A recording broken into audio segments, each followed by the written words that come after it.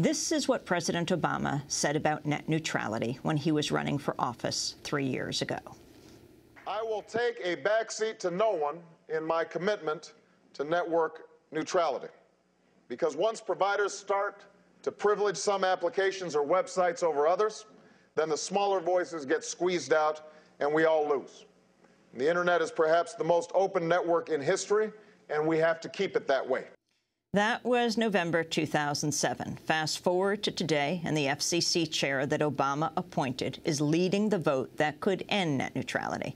Today's pivotal FCC vote will decide on a new set of regulations that critics say will create a two-tiered system for the Internet. Under the proposed rules, Internet service providers would be barred from slowing competitor services or websites, but could charge higher fees for faster access to online content. Media reform advocates say that by allowing companies to ration access, the proposals violate the net neutrality principle of a free and open Internet. Unveiling his plan earlier this month, the FCC chair, appointed by President Obama, Julius Genachowski, endorsed the implementation of what he called usage-based pricing. Reasonable network management is an important part of the proposal, recognizing that what is reasonable will take account of the network technology and architecture involved. Our work has also demonstrated the importance of business innovation to promote network investment and efficient use, including measures to match price to cost, such as usage-based pricing. On Monday, Genachowski's plan picked up support from FCC Commissioners Michael Copps and Mignon Clyburn, both Democrats. That's enough for a majority when the five-member panel holds its vote today. To talk about the FCC vote, I'm joined in Washington by Craig Aaron. He's the managing director of the media reform group Free Press. Okay, Craig, so that everyone understands what is about to happen today, please explain what actions President Obama's appointee is taking.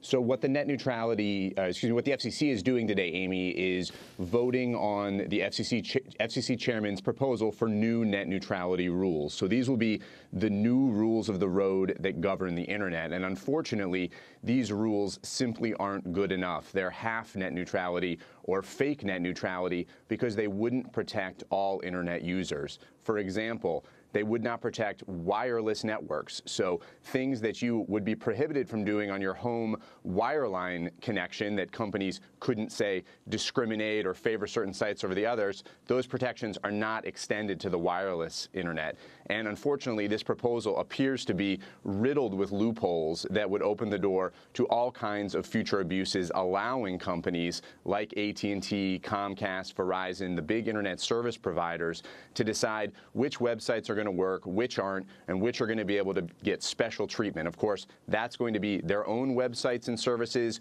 a few select giant corporate partners, with the effect of slowing down everybody else and creating that divided highway that we've been fighting against for years. Let's go back to this issue of wireless versus when you're wired in at home or at work. Wireless meaning when your computer, you can go just anywhere, and explain how the differences between the two and what will happen. Well, so what we're talking about in terms of wireless or wireless devices like mobile phones and iPads and, many things that are being developed now, of course, this is the future of the Internet, not using a cable connection or a fiber connection directly into your living room or office, but, of course, being out there using mobile technology, cellular technology. That's the future of the wireless Internet. Many people, that's becoming their primary connection, especially in low-income communities, especially in minority communities, and this explain rule, how they'll be treated differently. Extend those protections. Explain how then they will be treated differently. Sure. The rules simply will not apply to wireless connections. So there won't be any net neutrality protections in the wireless space, and that means that these wireless providers will be free to discriminate. They can decide to favor certain services over others. For example, if AT&T wants to develop a video service, they can give that priority treatment while slowing down or blocking Netflix. They could do that with any different kind of service that you would be able to access on the Internet, and so the effect is essentially creating two internets, one for wired users, one for wireless users, and basically condoning discrimination in the wireless space, which is the future of the internet. And that's really the biggest flaw with what the FCC chairman is proposing today and what apparently is going to be voted out. So we're talking today about President Obama's appointee, right, the FCC commissioner, and that's right, the person who many consider the champion of media democracy, and that is Commissioner Copps, along with the other Democratic appointee, Clyburn. Explain how this is the bloc that is voting for this. Well, I wish I had a good explanation. It's very disappointing that they have decided to go forward with this. I think this is party loyalty, unfortunately, trumping the public interest in this case. And they've decided, it's our understanding that Commissioner Copps, Commissioner Clyburn tried to improve these rules, that the chairman refused to budge, apparently because he had already reached an agreement with AT&T and the cable lobbyists about how far these rules were going to go. And in their calculation, they decided to support these rules, to put in the half measures or the partial net neutrality, and they've decided to vote for it. I think that's very disappointing, and unfortunately, this is just another example of a major squandered opportunity. There are millions and millions of Americans who have contacted the FCC. 90% of the comments they received were supporting strong net neutrality. Commissioners Copps and Clyburn went across the country, heard from people all across the country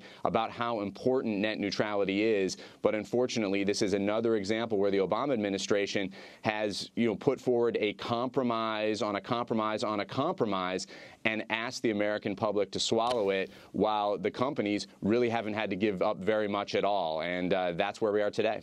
Commissioner Clyburn is the daughter of the House Majority Whip, James Clyburn of South Carolina. And the Republicans are opposed to this, the two Republican appointees?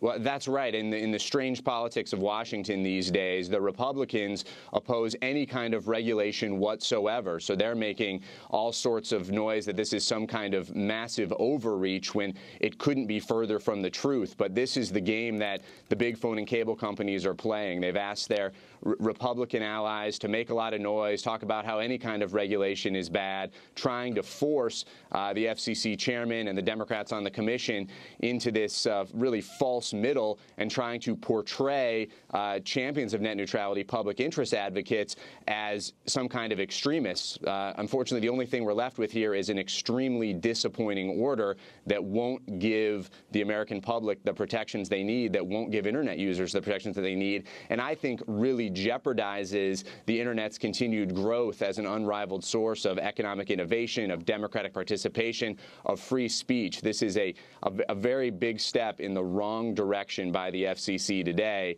and I think a very big disappointment to everybody who believed not just President Obama, but Chairman Janikowski when he spoke up and said he was going to protect the free and open Internet no matter what. Do you think this vote could be changed today? Do you think powerful pressure could make a difference?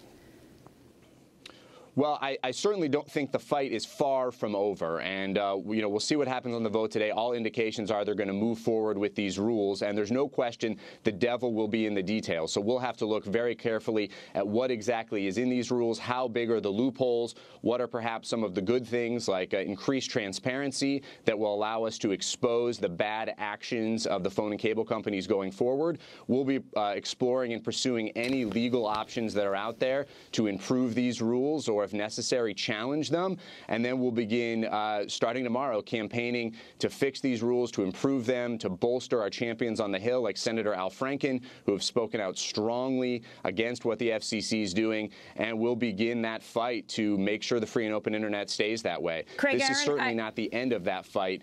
I can't help but think back 3 years ago, 2.5 years ago. It was the night before the opening night of the Democratic Convention in Denver. One of the first parties held was thrown by AT&T.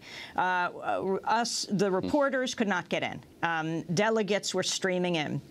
And they were holding it for the Democrats because they had turned around, particularly Senator Obama at the time, who said he would never grant retroactive immunity to the telecoms, but then turned around. They granted retroactive immunity for spying on the American people. And this big party was held. And I remember on Democracy Now! At the time holding up the DNC bag that all the delegates were getting. And there was the logo emblazoned on it. That said AT&T on that bag.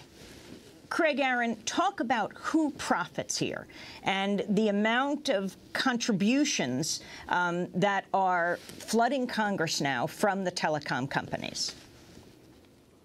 Well, as you may know, the phone and cable company lobby is one of the biggest in Washington.